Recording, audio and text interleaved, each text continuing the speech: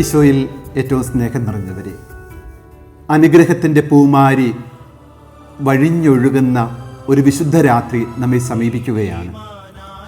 ഈ മാർച്ച് 18 രാത്രി കാസർഗോഡ്, കണ്ണൂർ ജില്ലയിലെ വിവിധങ്ങളായിട്ടുള്ള ഫൊറോനകളിൽ നിന്ന് ദൈവജനം ഒന്നാകെ വിശുദ്ധ യൗസേപ്പിതാവിൻ്റെ നാമത്തിലുള്ള പനത്തടി സെൻറ് ജോസഫ് ദേവാലയത്തിലേക്ക് അഭിമന്യ പിതാവിനോടൊപ്പം തീർത്ഥയാത്രയായി അനുഗമിക്കുകയാണ്.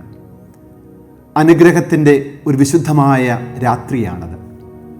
വിശുദ്ധ യൗസേപ്പിതാവിനോടുള്ള പ്രാർത്ഥനകളുമായി ഒരു കുടിയേറ്റ ജനത മുഴുവൻ തങ്ങളുടെ വിശുദ്ധമായ നിയോഗങ്ങൾ സമർപ്പിച്ചുകൊണ്ട് നടത്തുന്ന ആ ഒരു വലിയ തീർത്ഥയാത്ര ഓരോ വ്യക്തികൾക്ക് മാത്രമല്ല, കുടുംബത്തിനും ആ നാടിനും മുഴുവൻ അനുഗ്രഹമായി ഭവിക്കുവാൻ പോകുന്ന പുണ്യപ്പെട്ട നിമിഷമാണ്.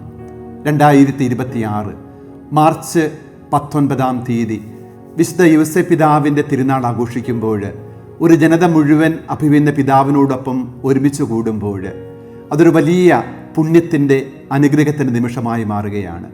പ്രിയപ്പെട്ടവരെ, വിശുദ്ധ യൗസേപ്പിതാവ് നമ്മെ സംബന്ധിച്ചിടത്തോളം ഒരു ഹൃദയത്തിൻ്റെ സ്നേഹമുള്ള, സ്നിഗ്ധതയുള്ള ഒരു വികാരമാണ്. നമ്മുടെ ഭവനത്തിലുള്ള അനേകർക്ക് വിശുദ്ധ യൗസേപ്പിതാവിൻ്റെ നാമധേയമുണ്ട്. എത്രയോ വിശുദ്ധ ദേവാലയങ്ങളാണ് വിശുദ്ധ യൗസേപ്പിതാവിൻ്റെ പേരിലുള്ളത്. നമ്മുടെ രൂപത വിശുദ്ധ യൗസേപ്പിതാവിൻ്റെ പേരിലുള്ളതാണ്. പക്ഷേ വിശുദ്ധ ഗ്രന്ഥത്തിൽ നാമമാത്രമായി പ്രത്യക്ഷപ്പെടുന്ന ഈ വിശുദ്ധ പിതാവ് അത്രമാത്രം നമുക്ക് എപ്രകാരമാണ് പ്രിയപ്പെട്ടവനായി മാറിയത്. കാവ്യ ഭാവനയിൽ നമ്മൾ പറയാറുണ്ട്, പൂവിന് പൂത്തലയുവാൻ വേണ്ടിയുള്ള മണ്ണിൽ പതിയുന്ന വേരാണ് വിശുദ്ധ യൗസേപ്പിതാവ്. പുറമേ കാണുന്നത് സുന്ദരമായിട്ടുള്ള പുഷ്പമാണെങ്കിൽ മണ്ണിൻ്റെ അടിയിൽ, ചേറിൻ്റെ അടിയിൽ പതിഞ്ഞു കിടക്കുന്ന വേരാണ് ആ പുഷ്പത്തിൻ്റെ ജീവ ആധാരം, ജീവനാഡി. അതേപോലെ ദൈവപുത്രനായ യേശുക്രിസ്തുവിൻ്റെ കാവൽക്കാരനായി, രക്ഷകൻ്റെ സംരക്ഷകനായിട്ട് മാറിയ വിശുദ്ധ പിതാവ് നമ്മുടെ കുടിയേറ്റ ജനതയുടെ മുഴുവൻ സംരക്ഷകനായി മാറിയ ചരിത്രം ഹൃദയത്തിൽ നമ്മുടെ പിതാക്കന്മാർ പേറുന്നുണ്ട്. ആ പിതാക്കന്മാരിൽ നിന്ന് പൈതൃകമായി കിട്ടിയ വിശ്വാസത്തിൻ്റെ പാരമ്പര്യം ഏറ്റുപറയുവാൻ, ആ വിശ്വാസത്തെ സുദൃഢമായി വീണ്ടും ഉറപ്പിക്കുവാനായി നമ്മൾ നടത്തുന്ന ഈ വിശുദ്ധ യാത്ര ഏറ്റവും അനുഗ്രഹപ്രദമായി തീരും. പൂർണ്ണമായ ദണ്ഡവിമോചനത്തിൻ്റെ ഒരു വലിയ കൃപ നമുക്ക് ഈ തീർത്ഥാടനം പ്രദാനം ചെയ്യും എന്നതിൽ യാതൊരു സംശയവുമില്ല. പാത്രീസ് കോർദിയ എന്ന ഫ്രാൻസിസ് മാർപ്പാപ്പയുടെ കത്തിൽ അദ്ദേഹം പറയുന്നത്, ഈ ലോകത്തിൽ ദൈവത്തിൻ്റെ നിഴലായിട്ട് വർത്തിച്ച വ്യക്തിയായിരുന്നു വിശുദ്ധ യൗസേപ്പിതാവെന്നാണ്. ഈ ലോകത്തിൽ ദൈവത്തിൻ്റെ നിഴലായിട്ട് വർത്തിക്കുവാൻ, നമ്മുടെ നിശബ്ദമായ സഹനങ്ങൾക്കും ജീവിതങ്ങൾക്കും അർത്ഥമുണ്ടെന്ന് കാണിച്ചു തന്നത് വിശുദ്ധനായ പിതാവാണ്.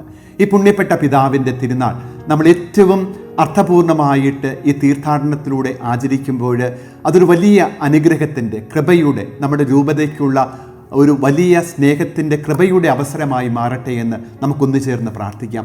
നമ്മുടെ എല്ലാ വിശുദ്ധ നിയോഗങ്ങളും നമുക്ക് ഈ തീർത്ഥാടനത്തോട് ഒത്തുചേർന്ന് നമുക്ക് കാഴ്ചവെക്കാം.